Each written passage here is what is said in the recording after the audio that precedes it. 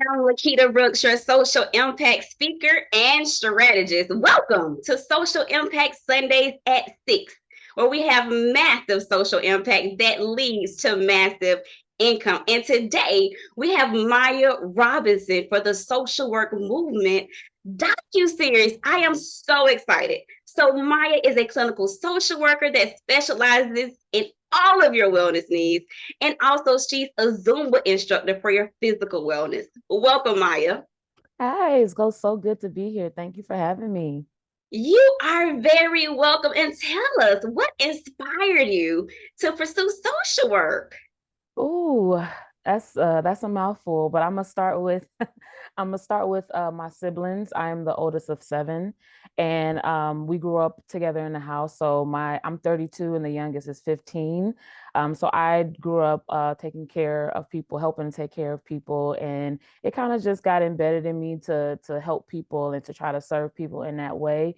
And social work was the thing that kind of drew me to the helping people part. I thought I wanted to teach, but this was more my passion. Yeah, teaching is teaching. That's all I can say. And I think the Yes. cool thing about social work is that you can still help people, and in some aspects, you teach. Because even Mm-hmm. now, you might be a social worker, but it sounds like you're teaching Zumba. And I'm also sure you're doing some teaching when it comes to your wellness.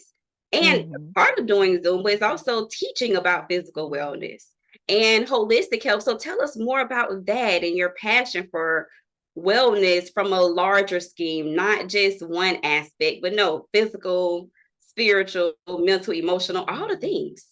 Yeah, and that's actually the reason why I got into this business because being in social work, I realized people don't always find therapy useful or find other types of support, like maybe group or art therapy and things like that. Everybody doesn't work the same.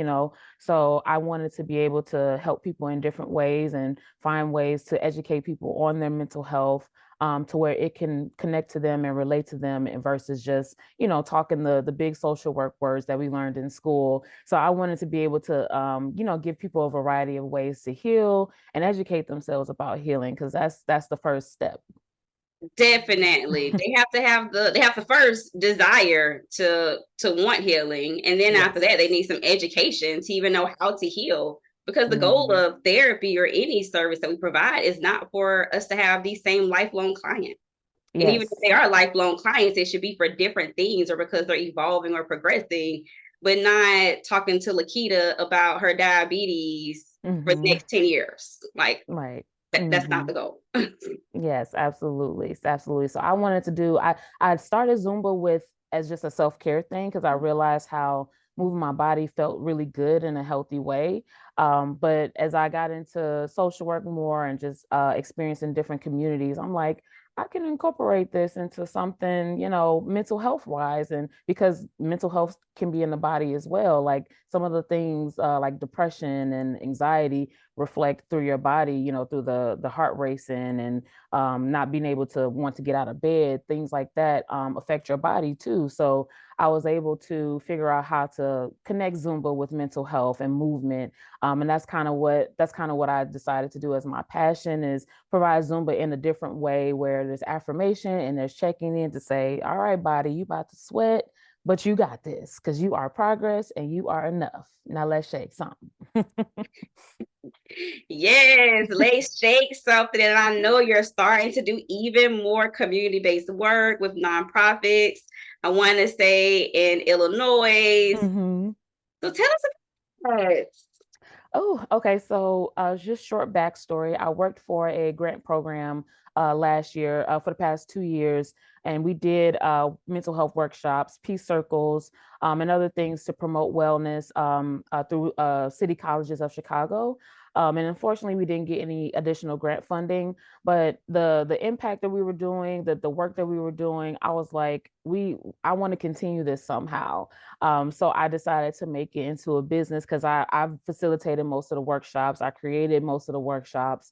And my social work piece is what added to that mental health and wellness to our program. So I was like, I'm just going to keep these vibes going because it was a lot of good feedback that we were getting about some of the workshops that we were doing, like educating people about different types of challenges like compassion fatigue or secondary trauma. People were amazed that these things exist, and figuring out, oh, this is why I'm stressed out, or this is maybe why I'm going through this thing. So I wanted to continue that and educate people on how to live their life unapologetically and find a wellness piece or a mental health piece that works well for you. Not just what I'm telling you, but just what works well for you, what's going to make you live your life unapologetically. Okay. I like to say that a lot. Yes. Unapologetically. And yes, I'm all about the impact because that's what really counts. Hmm. Absolutely. And I love being able to share different ways for people to heal and people in different ways for people to like feel good about themselves, because another thing with Zumba is very it builds my self-esteem, because when I'm dancing I don't think about nothing except how good I look and how good I feel, and I want to be able to share that with people, and being able to let people know that you don't have to just learn how to heal in one way. There's different ways to heal, and also you don't have to keep surviving. You can live a little bit, find that balance between doing what you have to do, but also making yourself a priority.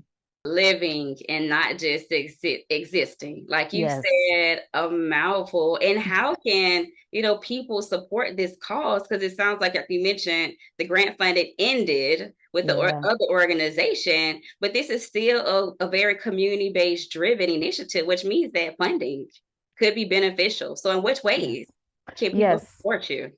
Yes, so I have you can follow me on the I Am Movement on Instagram, the I Am Movement at the I Am Movement, and that's two E's like Meg the Stallion, the I Am Movement. And I have a GoFundMe page going. I have applied for grants, and I'm a new beginning business, so I'm fresh in this thing and learning as I go.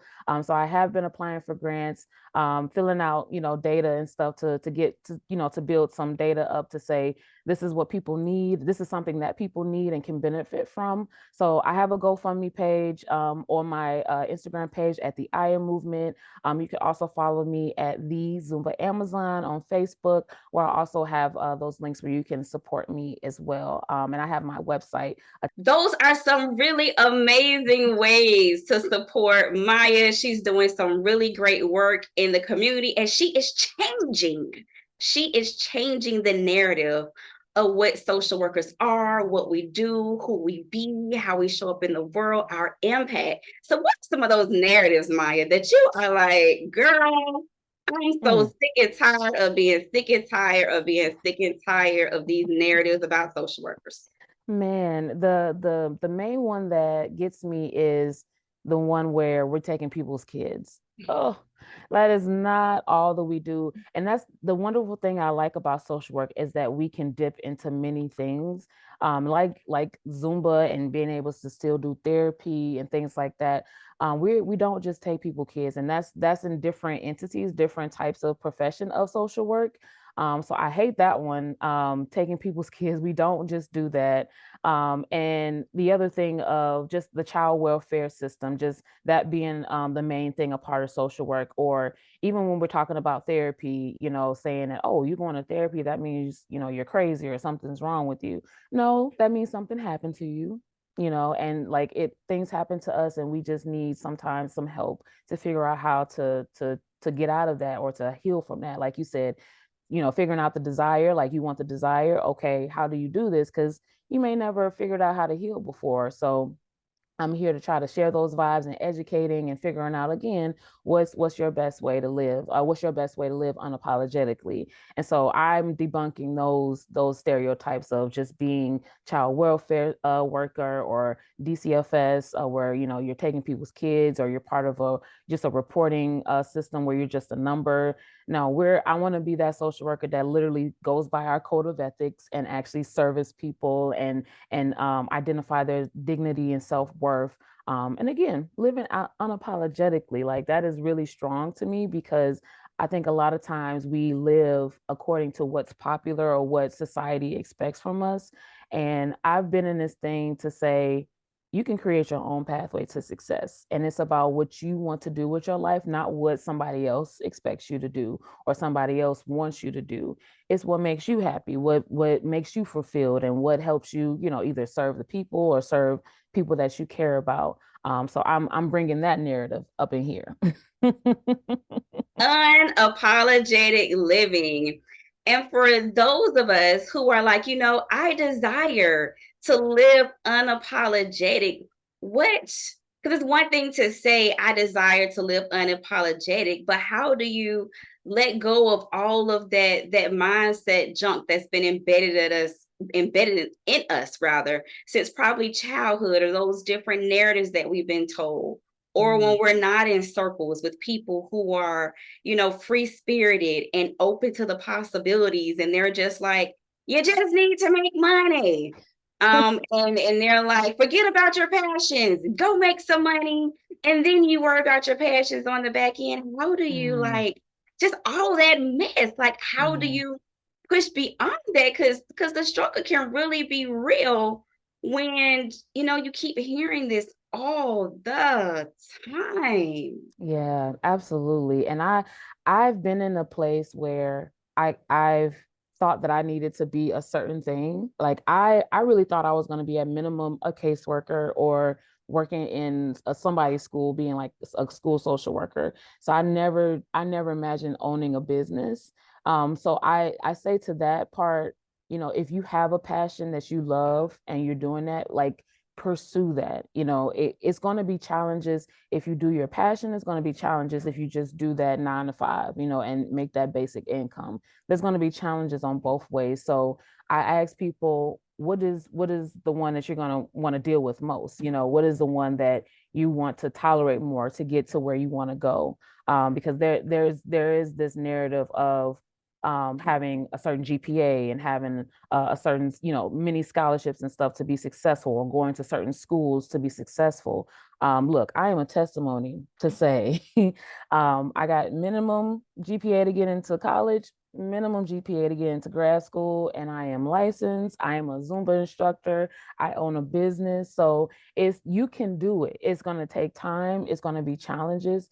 But you can do it. You can do your passion and still and be successful about it. My mom, she always told us not to go for the money. Like when you start going looking for jobs, not to just look for the money. Look for something that you want to do, like something that you like about that job. And I took that and ran with it. And I encourage people to do that. It's hard sometimes, but like I said, it's going to be challenges either way you go. So you could go to 9 to 5 and just do what you got to do. Cool, but there's going to be challenges, going to be people you still got to deal with, personalities you still got to deal with. And even on the business side or on your passion side, you're going to have those challenges over there. So it's about which one is more worth it to you, which side, which challenges are more worth it to go through and say, okay, I can learn from this, I can do this, to say and be passionate and still love what I do. So I took that thing with my mom and ran with it, and I've never been unsatisfied with my jobs. Like it'll be the people, it'll be the people or the system, that makes me leave. But the work that I've done, with all my jobs, I've always enjoyed it. So I say that whatever you're doing, don't just choose the 9 to 5. Choose your passion somewhere in there, because you're not going to love everything about the job, but choose like a passion that's within what you're working with, and you'll never be miserable working at a job. I promise you, because I've never been miserable at a job. Like I said, it'll be the system or the people, but the work is always worth it when you're doing what you love. Choose your passion, and the work is always worth it when you're doing Yes. what you love. And on that note, thank you so much, Maya, for joining me today on the social work movement. Thank you so much for having me. And I love what you're doing here. This is so amazing. And again, I love seeing other Black social workers like doing their thing and making their making their business known, and also helping people in a different way. So this was awesome. And I really love that you invited me on there. You are very welcome.